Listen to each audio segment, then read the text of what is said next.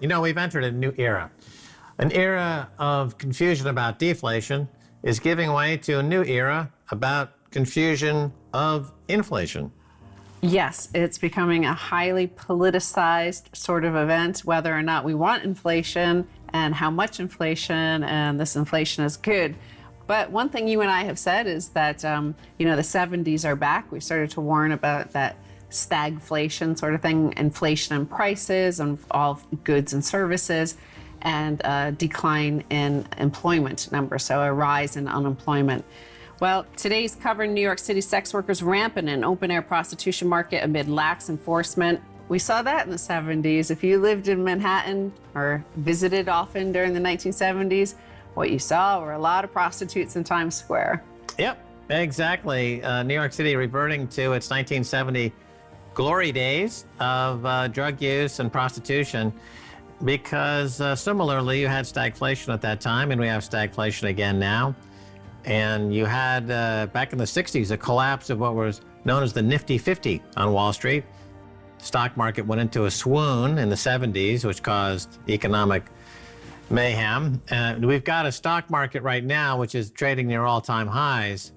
What's missing would be a stock market collapse of 40 or 50% to really put the cherry on the pie here. I think we got something brewing on that front. I mean, that's the interesting thing is, again, Max and I remember the 70s. We remember the 70s in New York. We remember this sort of look of the 70s of a lot of high murder rate or rising murder rate, a sort of sense of chaos and all things allowed in the streets.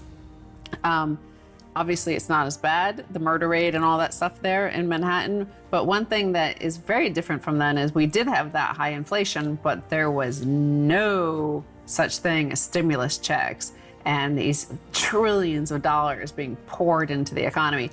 That did not happen at all. And in fact, while the Fed, bails out everything and any entity, the mortgage security, backed securities, all the whole market, they're bailing out. At that time, back in the 70s, remember, New York went bust, and the Fed, i.e. the federal government, to New York said, drop dead. So now, why doesn't inflation worry the left so much? Because think of, when you look at America, you think of the left really in San Francisco and Los Angeles, right? And they shape our culture, social media and Hollywood media, right? They're the ones that get their message out large. So what do you see there? What's one thing you think of when you think of San Francisco or Los Angeles? Mass homelessness, right? Well, I'm going to look at why the inflation should concern the left based on a headline from 2018, and consider that U.S. house prices are up over 25% at the moment in the past year. So from 2018, high cost of housing drives up homeless rates. UCLA study indicates sky-high housing costs are a significant factor behind California's homeless crisis.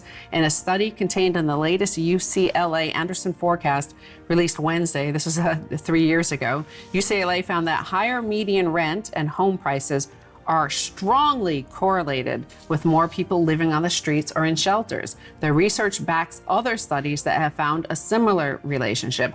Last year, Zillow released a study that showed that a 5% rent hike in LA County, where more than 50,000 are estimated to be homeless, would cause 2,000 additional people to lose their homes. Being homeless is absolute human suffering, indignity, a crime against humanity, essentially. And that's left-wing inflation that they love. The Guardian writer, they're cherry-picking information. They're saying they're looking at one set of data which shows that wages are, on a percent basis, up.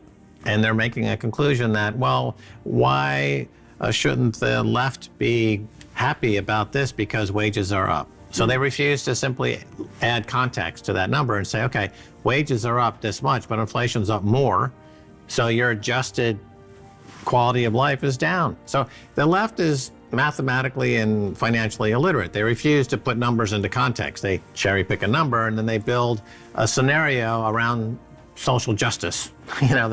They they try to, instead of putting the number in context economically, they try to put the number in context to a political agenda. And then this writer here at The Guardian writes a story that tries to put those two together in a story. And people that read it just look at it and say, oh, wow, inflation's good for the left, which is diametrically opposed to the fact. It's like saying the sky is green, right? But this is why there's not going to be a stop to this anytime soon, because you have an incredible power base in America of what are associated to be left-wing politicians. So this isn't going to end anytime soon. Again, the question, why doesn't inflation worry the left so much?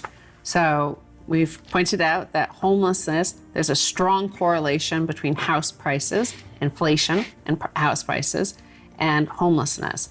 Joe Biden, to his credit, this week is like they're having meetings to discuss this problem with house prices rising so hard and fast. Obviously, he's also reappointing Jerome Powell. That's his plan. So he's not really doing much. Nevertheless, rising food prices deepen the woes of world's poorest. Food prices are up 40% from last May. This is hitting these poor countries. They catalog a whole bunch of countries having civil unrest, social unrest at the moment, including South Africa, Cuba, and Haiti. Lebanon is facing a grave financial and economic crisis that has sent its currency into a tailspin and brought the country close to default. There, the rate of food price inflation stood at 226% on a 12-month basis in May. Argentina, rocketing prices. World Bank, high inflation in Nigeria, they point out, is also causing strife and hunger. Well, let me make a very stark metaphor here, and hopefully the left will get it in their nut. What's happening in Germany? There's massive flooding. People are dying. Yes. Okay. The obvious solution is stop the flooding. Okay. I don't think I'm speaking out of school there. I think that's a pretty logical conclusion. Stop the flooding. In America, the homelessness crisis is expanding. Drug overdose is expanding, and it's a result of the flood of money printing from Jerome Powell. He's flooding the system with bad money, is ruining the purchasing power of the currency and creating social mayhem and uprisings. The obvious solution would be to stop printing money. Stop the flood. But instead, Biden is saying we're going to reappoint Powell and we're going to open up the faucets more. Okay, so that is the definition of insanity. It's going to get a lot worse. These people are overtly cognitively impaired and not obvious